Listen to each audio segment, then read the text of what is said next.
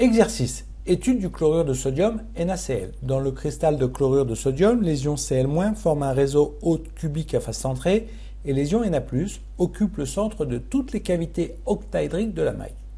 Petit 1, représenter la maille et donner un autre mode de description de cette structure. Petit 2, quelle est la coordinance de chaque ion. Petit 3, vérifier les relations géométriques entre A, R+, et R- dans le modèle des sphères dures.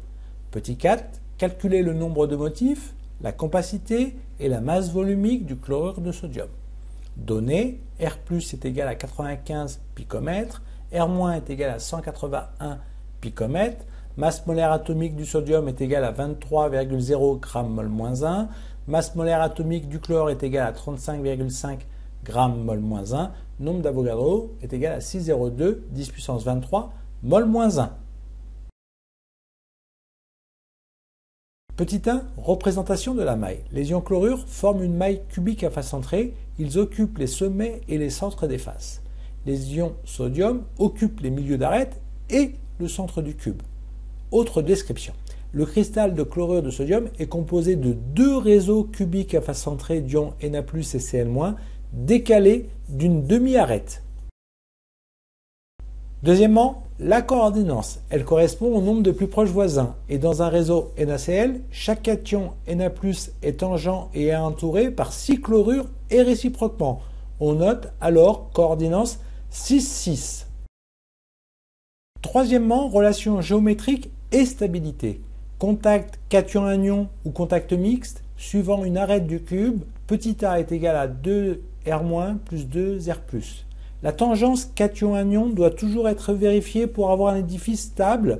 De plus, on suppose toujours R+ inférieur à R-. Contact limite entre deux anions, A racine de 2 sur 2 est égal à 2R- suivant une diagonale de face. Ou non contact, A racine de 2 sur 2 supérieur à 2R- le long d'une demi-diagonale de face, soit 2 facteur de R- plus R+, supérieur ou égal à 2 racine de 2 R-, ou R+ sur R- supérieur ou égal à racine de 2 moins 1, x égale à R+ sur R-, supérieur ou égal à racine de 2 moins 1, c'est égal à 0,414.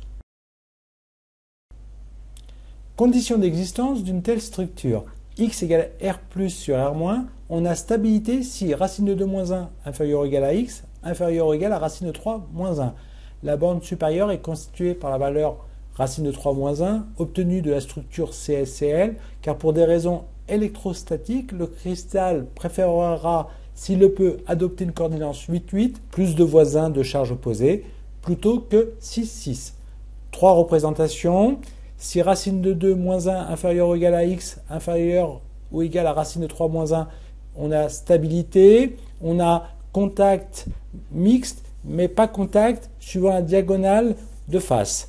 Si x égale x limite égale 0,414, on a contact mixte et contact suivant la diagonale de face. Si x inférieur à x limite, l'édifice est instable.